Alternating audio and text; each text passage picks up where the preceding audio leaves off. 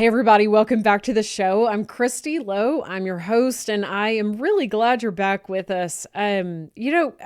Every time I do a solo episode, I gotta be honest with y'all, I put a little pressure on myself. Like, y'all know I'm not a pastor. I'm not a women's minister. I don't speak on a regular basis. I get to just have conversations with people. And so when I do these solo episodes, I think, oh my gosh, I've got to nail this. Like, I've got to somehow make this perfect. And y'all, I want to be I'm going to be so for real with you, as my kids say. I am exhausted this week.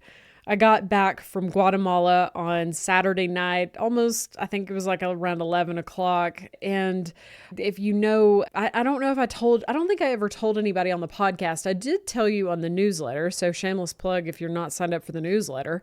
But I was in Guatemala on the last week of September. We went with Living Water International to go drill a well in a rural community in the western part on the Pacific side of Guatemala. And so just got back from that.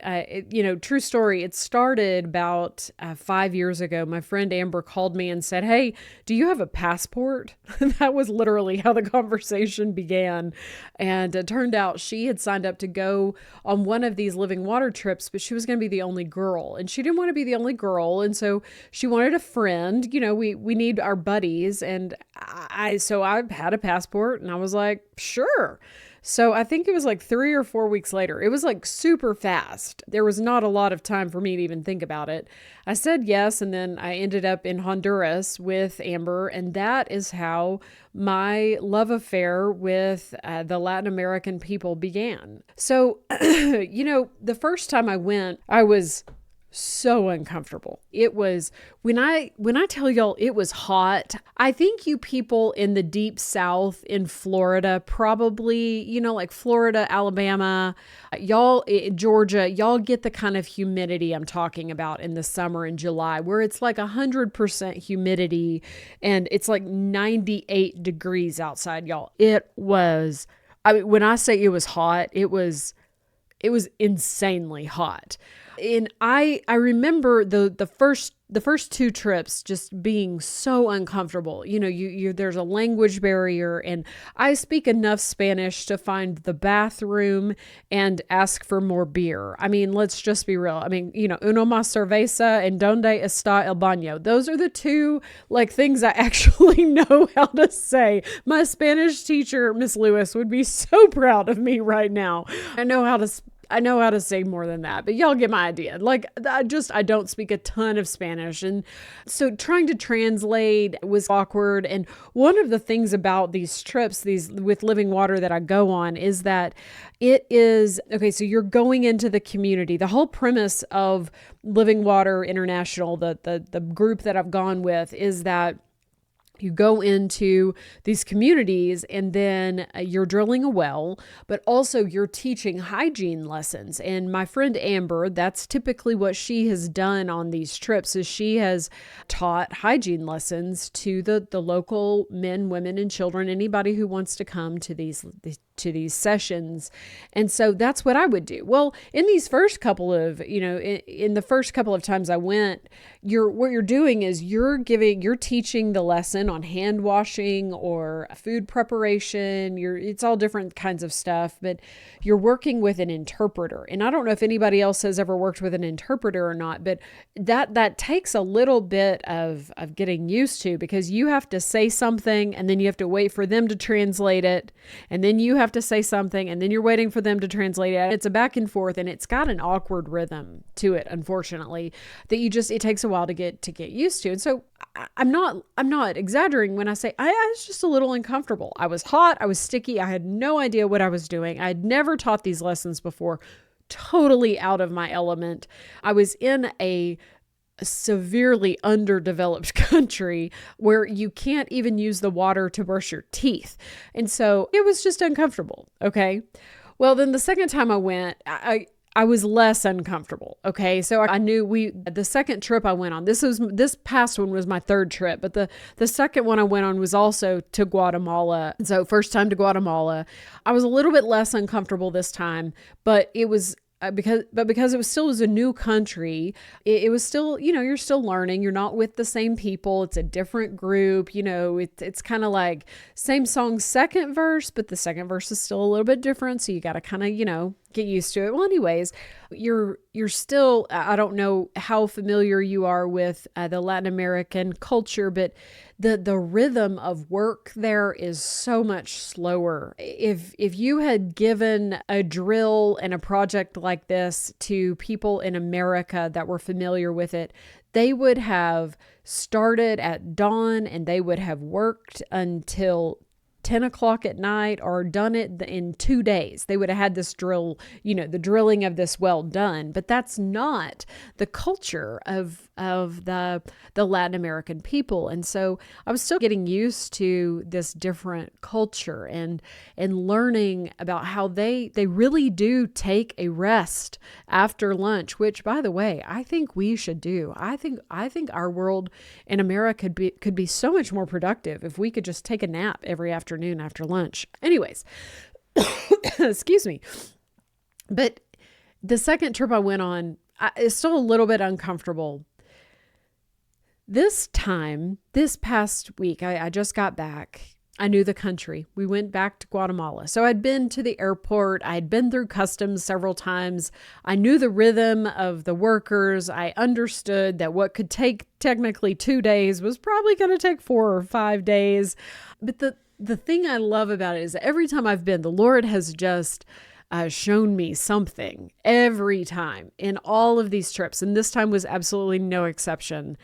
But this time, it wasn't the uncomfortable feeling because of not knowing. There was a familiarity. We weren't even that far from the site we had been at last year. We went to another place in Guatemala that was, as the crow flies, probably 10 miles from where we were. So I knew the area. I felt familiar. The language is actually starting to get a little bit easier. I'm able to ask basic questions or directions, and I'm understanding. I don't know how y'all are, but with Spanish, I actually understand when I listen to them.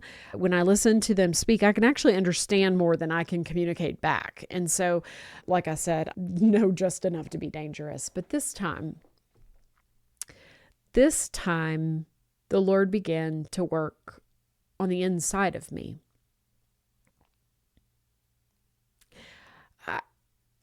I'm pausing because it's still so fresh and raw in there. I don't know if you have ever, oh goodness gracious.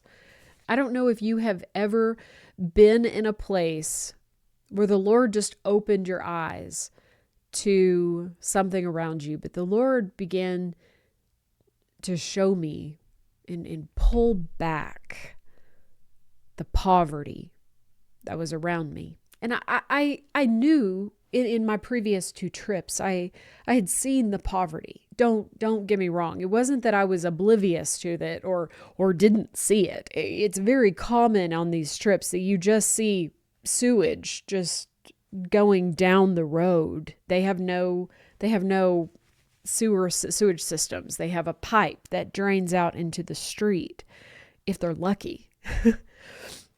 The poverty I had not been immune to, but for whatever reason this time I began to see the poverty in a way I had never seen it before. And it began to there was something inside me that the Holy Spirit just began to work on me.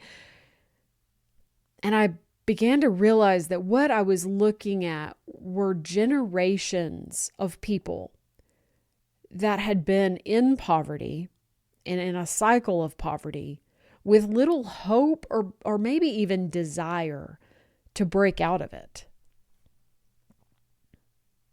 And what got me was the disparity between their lack and my abundance. And that made me entirely uncomfortable. I looked down. I had shoes that that were really nice. You don't take your nicest shoes, but my shoes, even my junky shoes, were nicer than anyone in that community's shoes. I had a phone. When I say they don't even have sewage systems, they don't have sewage systems. They don't have they have very little electricity. There are not windows. There's no doors. The cinder block structures that do exist there are not a given. A lot of their homes and dwellings are made out of tarps and tents and maybe some sheet metal and just rope, and they use whatever they can to protect themselves. And one of the homes that we went in, they welcome you into their homes. That's probably one of the most humbling parts of these trips is you'll get to walk through the community and talk to the community members, and they'll welcome you into their home. They'll show you where they live. And one of them, there was, it's the rainy season when we were there. And so it was raining every day. And there was a stream that had cut like not a ravine, like in a river where it like just cuts through an area, a little trickle through. Well, this was more than a trickle. It had cut an area through the middle of their home, and there was just like a little running water that went right through the middle of their house on their dirt floor. They don't have concrete floors; it's dirt floors. The only time I was on concrete floor was inside the church where we were helping. And sometimes, like if you're at a school, the school will have a concrete floor. But these are it's just such a simple, very incredibly impoverished life. And I look around and I've got on, necklace. This I didn't wear. You don't wear your wedding ring. You wear either just a silicone band or nothing. You don't wear anything that draws any kind of attention to you, just because it's inappropriate to do that. But I look around at just how much they did not have, how much I have. I have a backpack that's full of snacks. I've got a phone. I've got an iPad in my backpack. I've got the things in my backpack alone probably added up to more than some of these people's entire net worth, for lack of a better word. I've got all of this stuff on me, just on me, not even talking about what's back at the hotel or what's back in my house or the fact that I have a car. These beautiful people, they had an open flame. They had some corn to make tortillas, and they might have a chicken if they were lucky. Some of the wealthier people had turkeys. And, I'm humbled right now because the people that I met last week more than likely will never hear these words. And it's not because, because of the language barrier, because even if they could understand me, they don't have access to cell service. They don't have cell phones. They don't have internet. They don't have TVs. They don't have computers. I told you their homes don't have windows. They don't have doors. Their entire existence depends on their ability to find enough work to sustain themselves and buy food and to keep their shelters and their dwellings standing.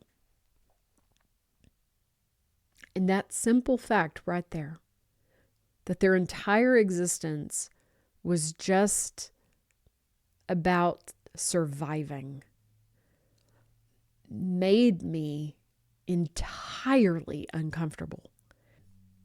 And that's where I start to squirm. I don't know how y'all are, but the moment I start to feel uncomfortable, which is odd because I have this podcast where I ask people hard questions or they tell me their awkward stories. And so but I know this about me. I squirm when I start to feel uncomfortable. I don't know how you are, but as I've felt the Lord prompting me to stay in this and feel this uncomfortableness. Is that a word? Is uncomfortableness a word? I don't know if it's a word. I think it's a word. Uncomfortableness. It's a big word. I know that. But he said, hey, I want you to stay here in this for just a minute. Just sit here with me for just a minute, Kristi. I wonder when the last time was that you felt uncomfortable. And yeah, I turned this on you. We thought we were just talking about me here and my uncomfort, but I want to talk to you too.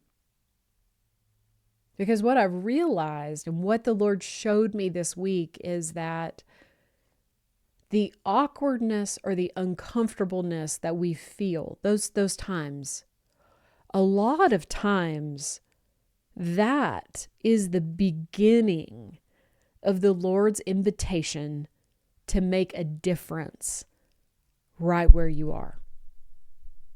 Last week I was in Guatemala, but that's not, we don't all have to go to a foreign country to feel or to make a difference. I'd like to think that most of us want to make a difference where we are while we're here on this side, as my dad says, on this side of the dirt. I think we all want to make a difference, right? I think that that's a common theme, or at least it is in my world. I want to make a difference. I want to do something while I'm here. I told my husband on the way to the airport before I left for Guatemala, and I said to him, John, I just want to make a difference with the days that we have, with the resources we have, with whatever it is he's given us. And the Lord has really been tendering us, and it really wrecks me. He's just been tendering us that to make a difference, to do something with the days that we have, with what the Lord has given us. He has given us so much. And I think those of you that listen, you want to make an impact on the world around you. You want to do something with the days that you've got. But the problem is that the moment we feel uncomfortable, the moment something makes us feel a little bit awkward, that's usually the point where we go, "Oh, I don't know if I want to do that. Oh, I don't know if I want that. I don't know if I can do that." But I believe that is actually the point where the Lord is saying, I want to invite you in here.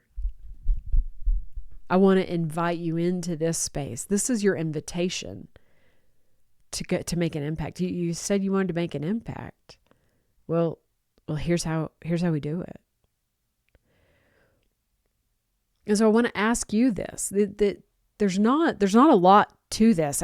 And when I say that, hear me out. This is what I want to, I'm just going to let me just put this as plainly as I can. There are really only two things that you have to do if you want to make an impact on the world around you. Okay? It's this. Take notice of the problem or the situation around you that's making you uncomfortable. Just notice it. Be like, dude, I'm starting to feel a little awkward here. And that doesn't mean you got to go to a third world country to do this or go to a developing world. But it could be as simple as knowing a friend lost their job. And instead of standing back and going, "Oh, I don't know if I should, do I call them? What do I do?" It's picking up the phone and saying, "Hey, I just want to check on you. You okay?" Just getting uncomfortable. Just acknowledging that there is something uncomfortable and then asking the Lord what he wants to do about it. That's it. That's really, if you want to make an impact on the world around you, there are two things you have to do. You have to acknowledge or recognize what it is that is uncomfortable or awkward or what has injustice.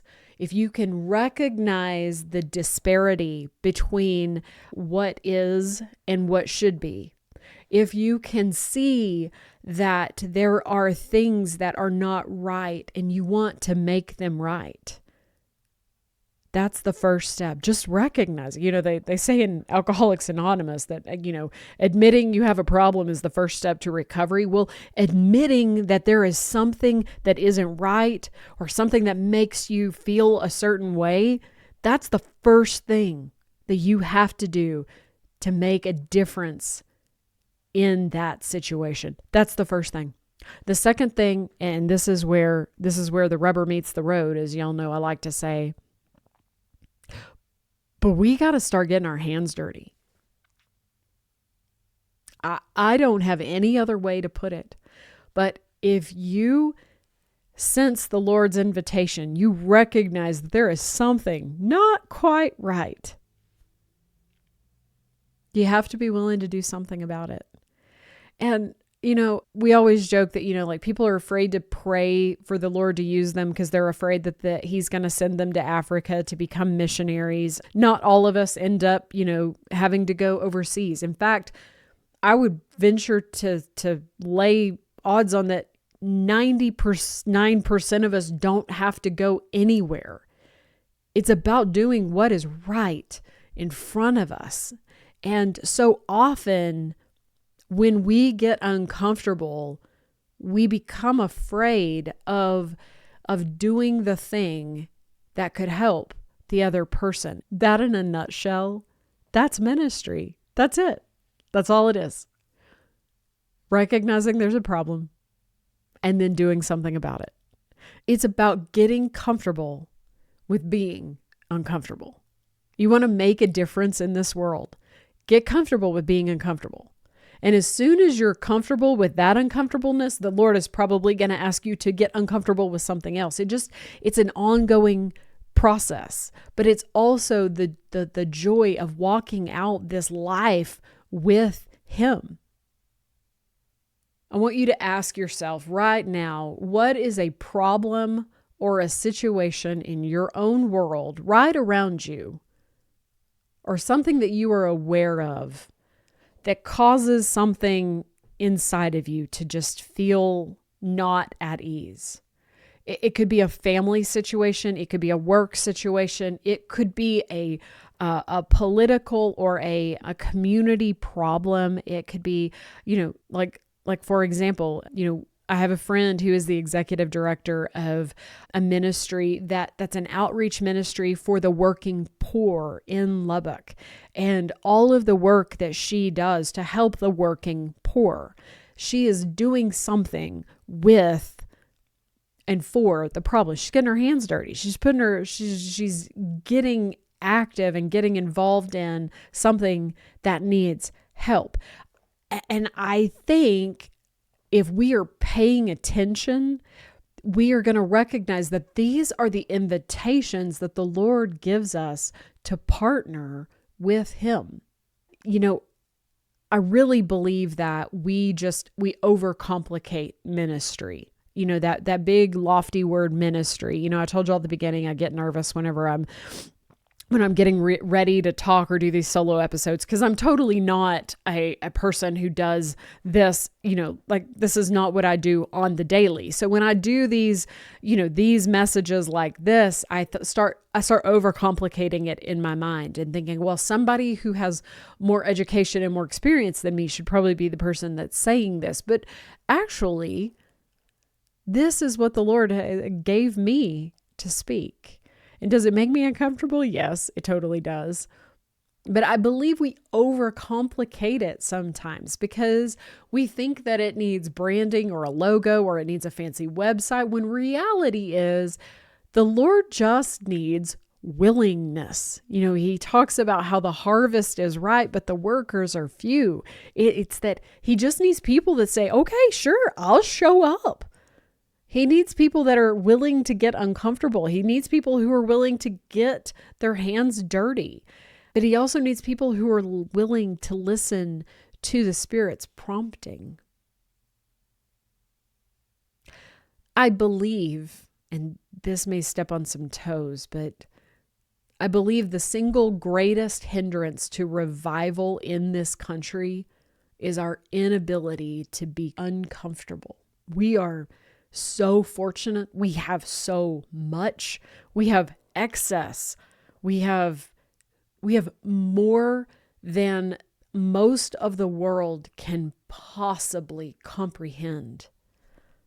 And they have less than we can possibly comprehend. So I just want to challenge this is the challenge to you today.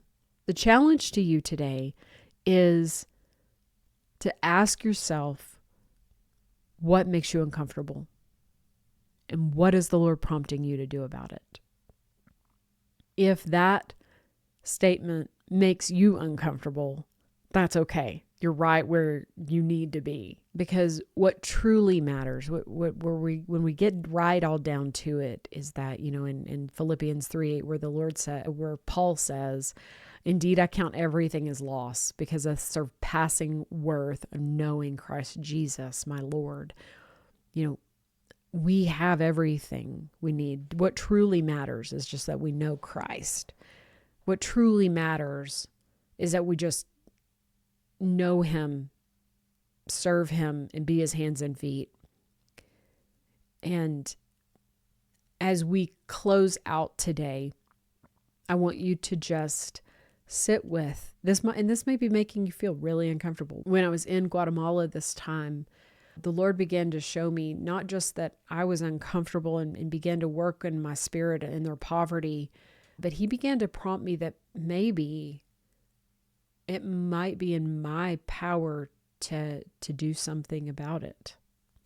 And so as I'm sitting with that, when I tell you that sometimes he's going to make us uncomfortable, but he's not going to just make us uncomfortable and then leave us without the resources or leave us without what we need to be able to go and do what he has called us. He has given us every gift and equipped us with everything we need for life in him. And so if we choose to follow him, he's going to open up the doors, and he's going to open up the resources that we need to be able to serve him into wherever and whatever places that he has called us. The key is just saying yes. The key is not running away from being uncomfortable, but saying, okay, I know that this uncomfort or this dis-ease within me is an invitation. And what do you want to do with it? And that's where I'm going to leave us today. I don't have the answer. I don't know what the Lord is showing you. I know that he holds things for us. He always has things that he is prompting us to do. The blessing of this is that he chooses to partner with us. The Lord is all powerful. He's all knowing. He's omniscient. He's omnipotent. He's all the omnis. And yet he wants to work with us. He wants to partner with us and do this with us, and he wants to use humans to accomplish his will. And so he's inviting you in. It's a matter of whether or not you are willing to say yes.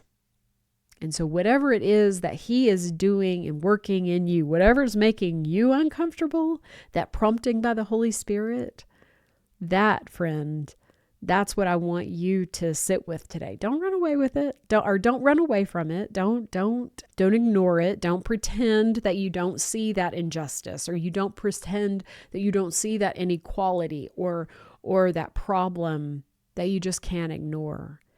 Just ask him what the next step is. I know what my next step is. I know that the Lord is giving me steps on what to do next in my dis-ease with the Guatemalan people. But whatever it is that he's doing in your world, I dare you to say yes. He's faithful, man. It's the adventure of a lifetime. Don't miss it. Don't miss the adventure of a lifetime because you're afraid of what it might entail. He will equip you. He will give you everything you need. I want to thank y'all for being here. And before I close out, I want to give the podcast just a quick shout out, because this week is the podcast's second birthday. And I cannot believe that we have been doing this now for 2 years. And so happy birthday to the podcast. It is a joy. I have no idea where the Lord's going to take it in the next 2 years, but I couldn't imagine of what he would have done with it for these first 2 years. And I'm excited to see what it holds as we move forward. And I want to thank all of you who have been supporters, who have prayerfully supported us, financially supported it, and then just the people who have just come and that have shared their stories on here. Oh, y'all, it just blows me away. Blows me away. So happy birthday to the podcast. And next week I've got a fantastic guest coming on the show. Her name is Rachel Wojo. You're going to love her. We're talking about prayer next week. And then the rest of this semester, as we head into the holidays, is just filled with some really incredible stories of how the Lord has shown up in people's lives. And then we're going to talk about dealing with the challenges of the holidays and coming up in November and December. So stay tuned for that too. Okay. All right, friends, I adore you, and I cannot tell you enough how privileged I am to walk this life out with you. So thank you for being here, and good Lord willing, I'll see y'all next week.